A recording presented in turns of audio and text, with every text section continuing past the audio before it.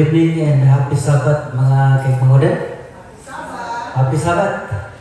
Kumusta na aton adlaw sa sulod sa unom kadlaw sa semana? Makakoy, damo-damo sing hasil. So, salamat sa Ginoo na nakaabot kita sugad na puno sa mga panlawas. Sa mga challenge sa atong buhay, sa mga testing sa buhay nato na overcome. Amin na siya ang rason magmanghoda na kita sugat. Because gusto nato na magpasalamat kita sa Ginoo sa iya na pagkamayo. Kagahapon, nalisan ng mga tao, no? Kay Igwasin Buhawi. Dili kayo nagtupa banda sa aton lugar, no? Dili sa city, dito banda sa Bakumbayan, dito banda o sa ano? O dito sa Bapor, Bakumbayan, dito banda. So, ang mga tao nagka-releasan. Pagkat ko sa eskwela ng mga nakita ko kayo na baga nagakurit ang langit, na kung bagan sulod ako nakikita siya. Sabi ko, kita ang langit. Sabi ko sa akong kaklase, ang guardia sa MCTI, sabi ko, kita ang langit kay baga nagakurit. Kaya sabi na, ay, hipo-hipo. Amin na siya. Pero sa aton buhawi. So, yung sa magpagodan, in the last days, namudamo kita sin makikita ng mga nangarap. So, pero di kita ng mga katao sa Ginoo, di kita mangarap, kaya aram nato nina, na maabot ka na siya ng mga panahon na erok na ang mangyayari sa kinaban. So, by the way, may paghudan, yun na gabi, maadal kita sin sa pulong sa mga Diyos. Ako niniging quote makigmanghodan ang atong message sugad dito sa devotional natin, morning devotional, Maranatha. No? Sabi ni God's people brought to the test. Sa nilang mga adlaw, ang atong mga katawan sa Ginoo, pagkatistingon gayot. No? Pagkatistingon sa pagtuod, kung ano kita katibay, sa paglalagad. Grabe ang mga test sa buhay. No? Minsan na to the point na mag-isip kita na mag-give up kita. Masabi na kita, ay, sige, ma-give up na lang ako, ma-backslide na lang ako, kay grabe ang testing, grabe ang test sa ninang mga katawan sa Ginoo. So, ang atong text mga oras sa gabi, makikita natin sa Matthew chapter 7 verses 22 and 23. Ini very familiar in na text sa aton. No? Sabi ni many will say to me in that day, sabi ni Jesus, damon sabi sa akon sila na maabot ng mga adlaw, magsabi siya magtawag na Lord, Lord, have we not prophesied in thy name, and in thy name have cast out devils, and in thy name done many wonderful works? And then will I profess unto them, I never knew you. Depart from me, ye that work iniquity. So, mapot at panahon may paghudan, lalo na sa ning atong kapanahonan, na damo ang nagatawag sa mga Diyos, damo ang nagaklaim na nagahimo, nagatrabaho sa Ginoo, nan sabi ni nagahimo done many wonderful works. Minsan nagahimo kita sa ilang pag-share sa mga balita, pag-Bible study. No? Pag-Bible study, may nagahimo. Bible study, nagahimo kita, nag-join kita sa mga crusade. Then, sabi nila, and then will I profess unto them, I never knew you. Depart from me, ye that work iniquity. Inanag kay nakita sa Ginoo ang atong buhay, ang atong mga puso, Mas kinagahimo kita mga wonderful works, mga trabaho sa Ginoo, tapos nakita sa Ginoo ang atong puso, na dili maganda. No? Dili maganda. Kaya sabi niya, depart from me, ye that work iniquity. Kamon nagahimo sa mga karautan. Di ba? Kung na atong isampal ang Ginoo, na nag-imo kita sa mga mayo na paghimo, tapos pag ginatisting na sa nalagnas talaga ang tunay na nato na pagkatao. So, sabi ni, we need not be deceived. Kailangan nato na dili kita malinglan. Na dili kita malinglan. Eh naman, nalilinglan kita because dama kita sa mga purposes sa natong buhay. Yung mga katuyan na gusto natin ma-accomplish sa atong buhay. No? Minsan, nadama kita sa kaway natin, sa tanas ng damo ng mga plano kag nanbagan una na himuon na magpaayo lang ng imong buhay. No? Pero sabi nila, ipadugtog kita, sabi sa Mrs. Stone, we need not be deceived. Dili kita magpalinglan. Eh base niya na mabalyo ang aton mga kaisipan pakadto na sa nakalibutan ng mga bagay. No? Dili kita magpalinglan. Then, sabi na, wonderful sins with which Satan will be closely connected will soon take place. God's word declares that Satan will work miracles. Di ba? Sabi na sa Biblia, sabi na sa kasuratan na ang si Satanas maghahimo siya sa mga miracles, milagro. Nano na ng mga milagro. Ha? Minsan, sabi ka din, he will make people sick. No? Ginatubot na si Satanas, maaaring kung magpahimo na magkasakit ang tao. Kaya naman, para lang yung mawara sa pag-alagad. No? Magkasakit. He will make people sick, and then will suddenly remove from them his satanic power. Inagaling, pag himo ni Satanas, itubot mo na magkasakit niya, magkahimo siya na magkasakit ang tao. Then, magkahimo mo siya sa pag-ayo. No? Magkahimo mo siya sa pag-ayo. Suddenly, remove from them his satanic power, and sabi na, he will then be regarded as healed. No? Maayo po dahil sila. These words of apparent healing will bring Seventh-day Adventists to the test. Magkaroon niya sa ato ng mga Seventh-day Adventists sa pag-testing sa natong pagtuon. Minsan ganit pag may sakit kita, makatulad kita sa mga albularyo. No, naunang pagkatulad kita sa albularyo naman, gusto lang kita na mag-ayo. No? Si Satanas galis na, maaram mo sila, no? Naaram nga armangad sa kaway naton kung nano ang mga kailangan naton.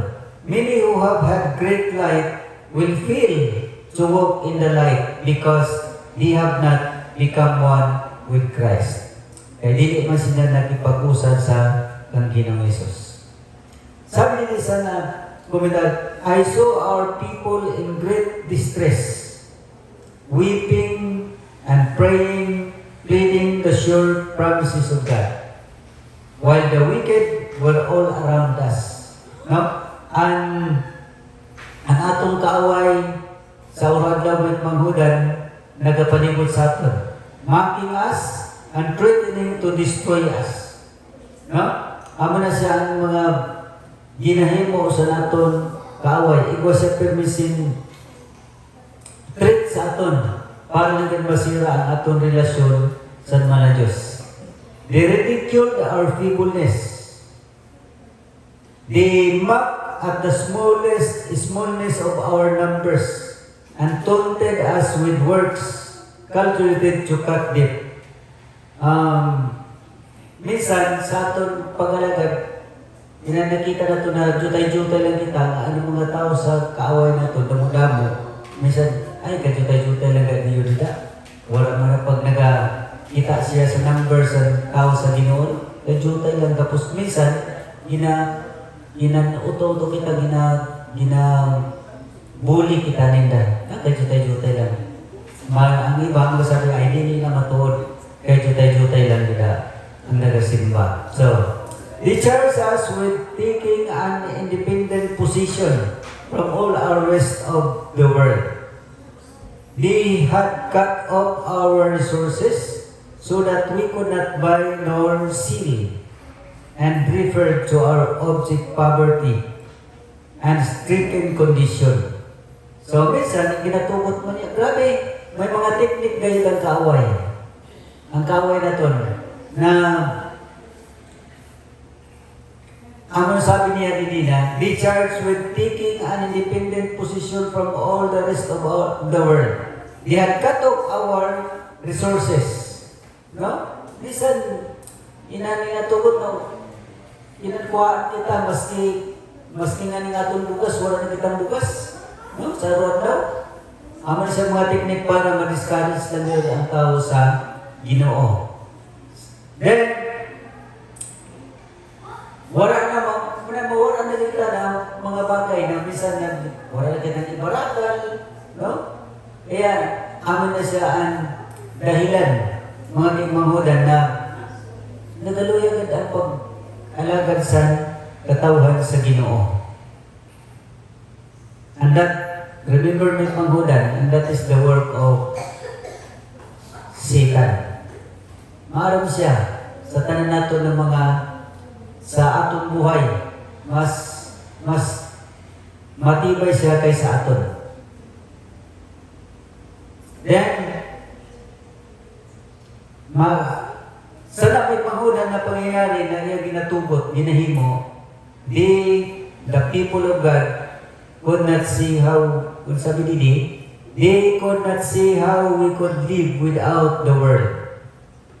So, minsan, banat na nagkita sa trabaho, ay gusto mong kita na mabuhay. Ano?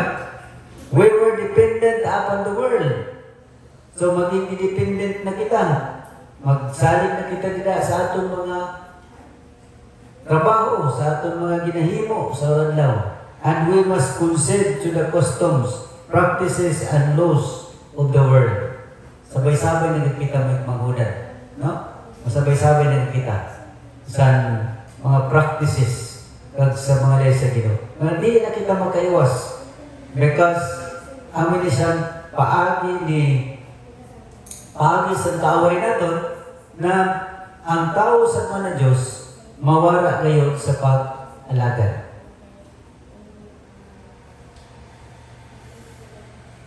Amin na siyang kabutong sabi din, must concede to the customs, practices, and laws of the world or go out of it. No? If we were the only people in the world whom the Lord favored, the appearances were awfully against us. They declared that they had the truth, that miracles were among them, that angels from heaven took with them and walked with him, that great power and signs and wonders were performed among them. And this was the temporal millennium which they had been expecting so long. So the whole world was converted and in harmony with the sandilo. So amang ka na pangyari na pag magluya na kayo ng atong pag-alagad, sabay na kita sa kalibutan, hindi na kita magkawas. Mabackslide ang tao. And then, we will join, sabi sa kanya, we will harmonize with the sandilo. So, imbis kita na darasan sin sa mga Diyos, which is the Sabbath day, nasabay na kita dito. Okay, mabutang mo sa ating isip na bagan ginlaay na kita. Ginlaay na. So, And these little feeble people stood out in defiance of the laws of the land and the laws of the God, and claimed to be the only ones right on the earth. God's people will not find their safety in working miracles. For Satan would counterfeit any miracle that might be worked. Grabe. Ang ginahimo sa Ginoo ng mga miraculous na mga bagay na ginahimo niya na mapaayo ang iyang mga katawan. Igwa mas counterpart na ginahimo ang kaaway. No? Para lang ngayon mabari at mawara ang aton relasyon sa Ginoo. So, kaya nga rin may kumanghodan,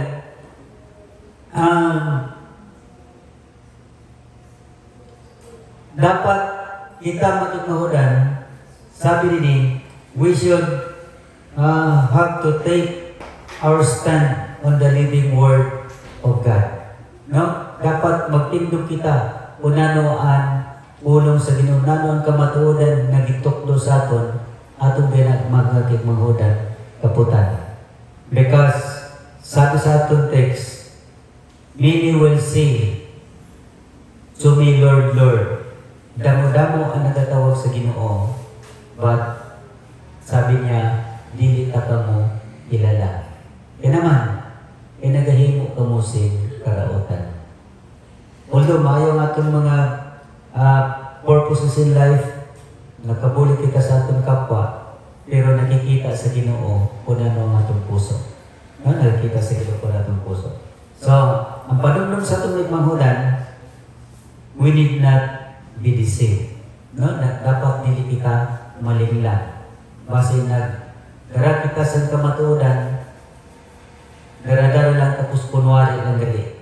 Abot ang mga test sa buhay, bigla kita nawara because of the miracles of Satan, the attack of Satan, using his miraculous techniques na mga tao sa Ginoo mawara kayo sa pagtuo. Remember that God's people will bring to the test in these last days. No, sanay ng mga last days, ang tao sa Ginoo titistingan kayo, unahin kayo banda ang atong kusog kag ang aton pagtuon. Di ba? Matama kita may manghudan sa the parable of the sower. Makikita nila kung di kita banda. So, amin na ang panumdum sa tumay manghudan. We need not be deceived. Kay damo-damo kayo ang ginahimo sa kaaway sa uradlaw sa aton mga buhay. Then, let us remember na sana na dili kita usad sa nina nagatawag sa Ginoo na Ginoo, then sabihin kita sa Ginoo na sabaton kita, pasensya na kay dili ta ikaw kilala. So let us pray na kung magtawag pa kita sa Ginoo, na sabaton kita sa Ginoo, come thou good and faithful servant. No? Amo nang kaganda na. Api kinidi, kay ikaw ang maayo kag matinumanon na kon nga sumuronon. Servant.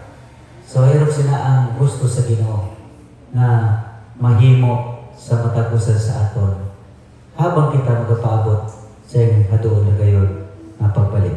So, sana po ang Diyos magapagamayo kag magapanalangin, magaupod sa aton sa tanang panahon, maghahanda sa bawat usa sa aton na dili kita malimlang sa mga bagay sa kinapay.